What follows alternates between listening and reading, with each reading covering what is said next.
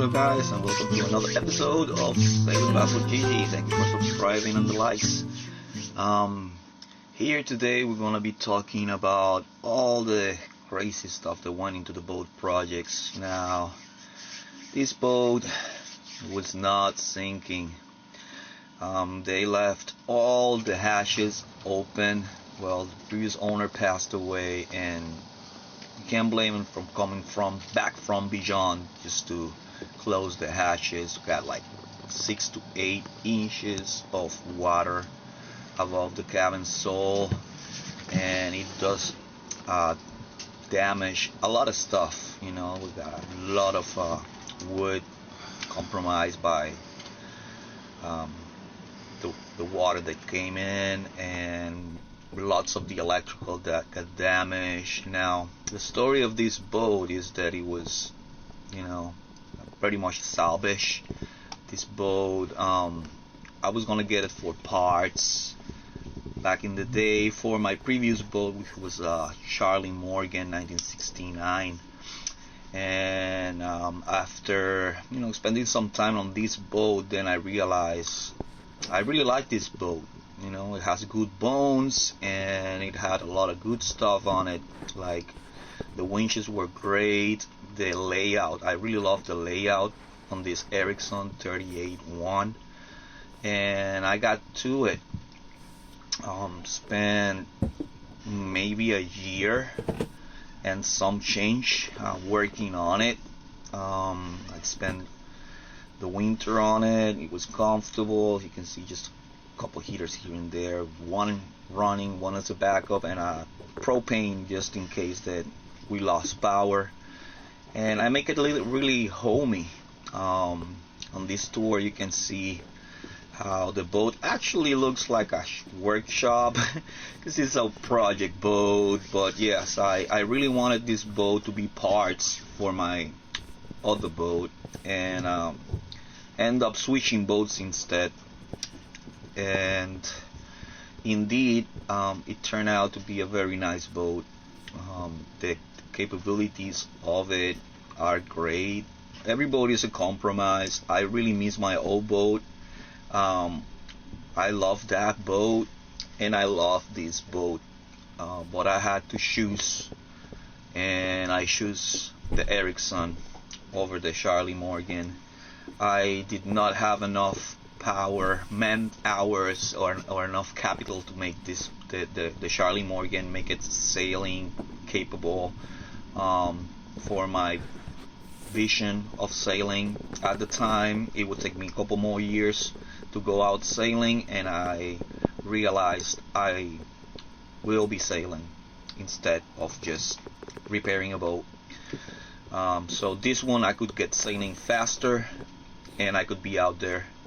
And acknowledging that you'll never stop working on your boat, my decision was to get it ready to get off the docks, start sailing, and fix everything on way. All the little details, take care of them on way, and just go out there and start sailing. A couple things needed to be done. A lot of things needed to be done. The AC unit on the boat was a control temperature unit. It had a couple of ducts going through the boat. It was ruined by the water intrusion. It needed to be removed. It was just a mess. It's just dead weight, and I needed that area to keep canned goods and extra stuff, other parts and all that stuff. And it was taking part of my closet with the ducts. I removed all of it. All of it had to come out, and there was another outlet, actually a through hole strainer, and that strainer, that pump, and all of that, I got it out of there. No need for that convenience of heat and AC. Just dead weight out of it. The galley, excuse me, the galley was natural gas. So I got that removed. I got more detailed on another video I'm gonna be posting soon. But I removed the whole thing, got it out, and make it electric. I put a 3-in-1 convection oven, air fryer, microwave, and a hot plate on top of the same case. I just modified the whole thing and use the same casing so it will fit there and it will gimbal. So I have a gimbaling electric Kali now. The hydro vane, I used to have this hydro vane on my previous boat, of course, that I needed to keep that for my offshore. So just getting this on installed on my new boat, it was another challenge. The contour of the boat, it just needs to be as close to perfect as possible. So I have to make the base for the brackets and also get everything lined up perfectly plumb on a moving boat on the dock, with a lot of wakes from another boats. My previous marina where I was working at, it had a lot of power boats, fishing boats, and they were in constant in and out, and it was just moving constantly. So yes, I use points of reference because there's no level that will work on a floating boat. So I got it as straight as humanly possible. Got these brackets installed, and not a lot of complaints there. It took me a little while, obviously, but got it done. I consult a couple guys in the Ericsson forum. Great source of information there for these boats. They got a lot of people there posting all the time, and I make a whole bunch of good friends there. Hello, Vikings. So yes, this is a great place to get your points of reference of any project you want to do on these kind of boats. If you own an Ericsson, join in the Ericsson platform so you can get all the feedback and all the peer review on the projects that you are doing. There's a world of knowledge in there, and the people are really, really nice. My good friends there. I met a couple good friends there that right now, we're still in contact, and we gather every month or so, that we can. We join in video conference, and we talk about future projects, sailing plans, where we want to be, and what are we doing. Here you can see the installation of it. I had to get a different pipe, different length stainless steel pipe. I ordered that online and got everything center, squish it there, and it got installed to a degree that I was happy with. The angles were fine, everything looked really good. However, on my Bermuda crossing, I did have a little bit of issues with it. Perhaps an A bracket on the top was required when you get like 38 to 40 knots of wind and you're battling with 14 plus C's. So yeah. But it held up, and it got me all the way to Puerto Rico from North Carolina, because my wheel pilot crapped out the first day. Step mast was a problem.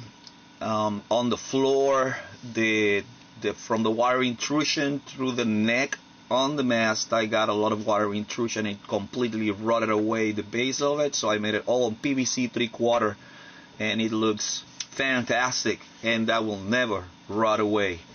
That's a lifetime. Then I got many things done. This is a little bit short, but then I got it hauled out. I gotta make a video on the electrical and the solar panel setup and the solar bimini. But yes, this you see here, this a chunk of the keel that got bended, and it looks like and there's a little bit of keel separation. That's something that I need to take care of on my next holdout. I couldn't take care of it because I was gonna be charged by the day, but the people on this marina was a really great, really great. They really helped me out. A big shout out to them. Like, they were very kind. Everybody in my experience that I interact with there, they were excellent people. They were ready to give me advice and walk me through it and give me a different point of view. So I took all the through holes, I took all the speedometers, the old depth sounders, just cover them with glass and seal the whole thing. Less leaks, no probability of leaks. So I thought I was just gonna sand lightly and just paint the bottom, but this boat was on the water for about 6 years without being hauled out, and the bottom was a disaster. Like, it was really bad. So it had layer upon layer upon layer of paint, which left me with no other option but to scrape and take off all the excess paint, because it was just gonna be paint over paint. It was gonna fall out. This heavy scraper I find on a hardware, and it's like a big chisel. It was an excellent tool to get this done, and all of the paint, all of it had to be scraped out. I got the sun on my face. So yes, all of this had to be taken off, and it took me days and days of hard labor just to get this stuff out. Thankfully, I got I got a good ladder, and I got some good benches thanks to my friend Peter that hooked me up with his tools and helped me out with moral support to get this done, because a lot of this stuff, it was like overwhelming. But you know, it's good to have good friends. I got a couple of good friends here helping me out, and it was great to have their support and, you know, moral support, and also coming in and helping me out with the sanding and scraping to get this thing done, because I was on a deadline, and I did not thought possible for me to reach that deadline without them, you know, being there for me morally and actively. So yes, I got the boat scraped down to the bottom. Some barrier coat was put on, then some anti-folding paint, and the boat was beautiful again. And it was such an achievement to get it looking like that and back into the water. Thank you for the guys there in the marina that helped me out, and everybody else that chipped in to make this possible. And then it's time to go out and get sailing. It's time to take off, and from here we're sailing north.